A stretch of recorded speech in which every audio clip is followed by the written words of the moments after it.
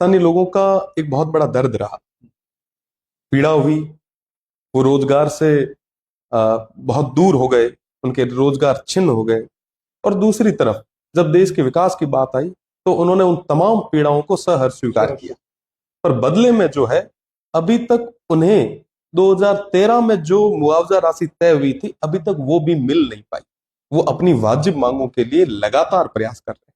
मुझे कहते हुए बड़ा दुख है कि प्रदेश की सरकार ने अभी तक कोई स्पष्ट कदम नहीं बढ़ाया।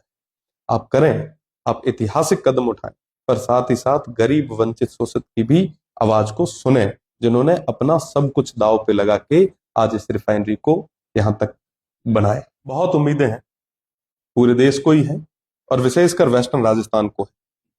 वेस्टर्न राजस्थान के लिए ये रिफाइनरी जो है सौगात लेके आए।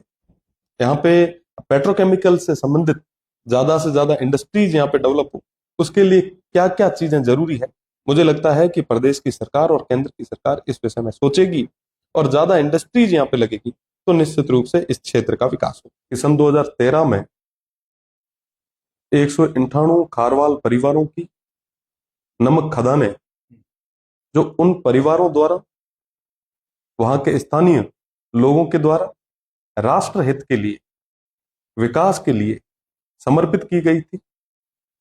मुझे बड़े दुख के साथ कहना पड़ रहा है कि अभी तक उन तमाम परिवारों को, खारवाल समाज के हमारे अपने लोगों को पूरे तरीके से मुआवजा नहीं मिल पाया है। और इस विषय में प्रदेश की सरकार के सामने पहले भी हमने कई बार प्रदेश की सबसे बड़ी पंचायत राजस्थान विधानसभा में इस विषय को रखा था। प्रदेश की सरकार ने कहा था कि हम समय रहते उनकी वाजिब और जायज मांगों को पूरे तरीके से सुनकर और उन पे सहमति दर्ज करवाएं। आप विचार करें कि 2013 से लेके 2026 तक, आज 13 सालों में उन्हें किस तरीके से आर्थिक नुकसान हुआ है। मुझे लगता है कि उनके आर्थिक नुकसान की भरपाई बहुत ज्यादा जरूरी है। साथ ही साथ वेस्टर्न राजस्थान, जहां संसाधन खूब है, पर युवाओं को रोजगार में वरीयता के नाम पे अभी तक कोई स्पष्ट नीति जो है बनी नहीं है।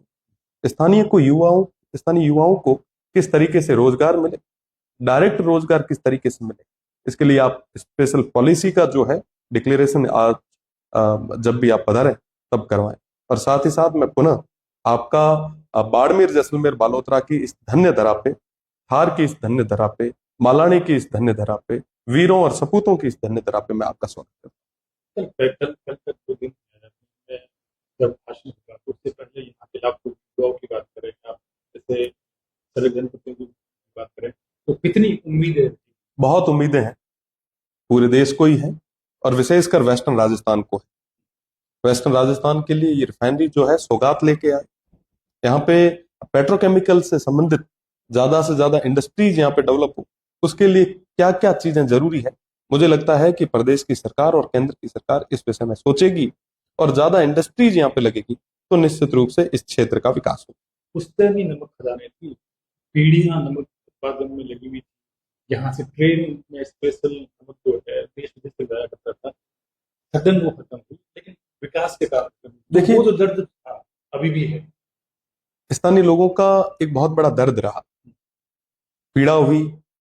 वो रोजगार से बहुत दूर हो गए, उनके रोजगार छिन्न हो गए। और दूसरी तरफ जब देश के विकास की बात आई तो उन्होंने उन तमाम पीड़ाओं को सहर्ष स्वीकार किया। पर बदले में जो है, अभी तक उन्हें 2013 में जो मुआवजा राशि तय हुई थी, अभी तक वो भी मिल नहीं पाई। वो अपनी वाजिब मांगों के लिए लगातार प्रयास कर रहे हैं। मुझे कहते हुए बड़ा दुख है कि प्रदेश की सरकार ने अभी तक कोई स्पष्ट कदम नहीं बढ़ाया। आप करें, आप ऐतिहासिक कदम उठाएं, पर साथ ही साथ गरीब, वंचित, शोषित की भी आवाज को सुने, जिन्होंने अपना सब कुछ दांव पे लगा के आज इस रिफाइनरी को यहां तक बनाया।